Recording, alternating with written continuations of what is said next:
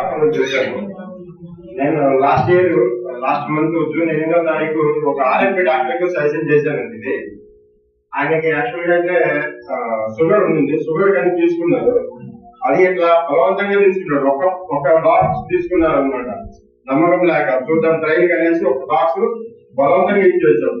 ఆ బాక్స్ అయిపోయిన వెంటనే నేను మళ్ళీ ఆయనే కాల్ చేశాడు, సార్ రేపటికి అయిపోతుంది మళ్ళీ బాక్స్ ఎట్లా ఉంది సార్ రేపు అంటే, ఆయనకి ఒక బాటిల్లోనే బాడీలో ఎలర్జీ వచ్చి ఆయన ఎప్పుడు గుండెలో ఉంటాడు, బ్యాక్ సైడ్ గుళ్ళలు వచ్చేటి అనమాట. ఆ గుళ్ళలు తగ్గుముఖం పట్టినాయి సార్, మళ్ళీ ఇంకో బాటిల్ ఇవ్వండి, వీటిలో బాగా పనిచేస్తుంది, ఇంకో బాటిల్ వాడుతున్నాను. సరే మళ్ళీ ఇంకో బాటిల్ తీసుకువచ్చారు.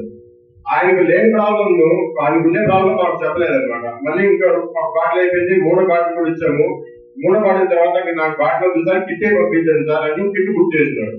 ఏం సార్ అని మేము ఆయన వచ్చినాడు అనమాట. వచ్చి చూస్తే సార్ నాకు ఒక నోసు బ్లాక్ అయింది పూర్తిగా, బొంది ఒక ముగ్గులోనే గాలి పీల్చుకుంటానేవాడిని.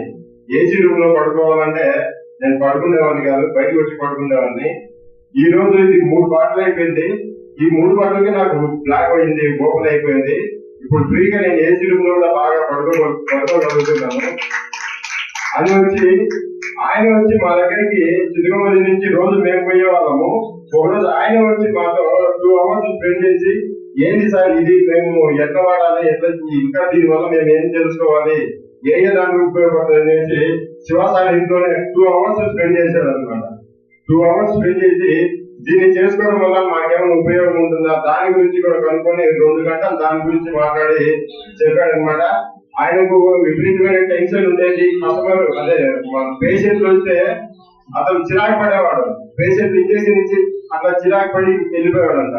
కానీ ఈ ప్రొడక్ట్ వాడిన దగ్గర నుంచి అతనికి ఎనర్జీ లెవెల్స్ పెరిగి పేషెంట్లతో మాట్లాడే విధానం కానీ, పేషెంట్లతో అటాక్ అయ్యే విధానం కానీ ఎక్కువసేపు మాట్లాడి చేయగలుగుతున్నాడు అని ఆయన ఎక్స్పీరియన్స్.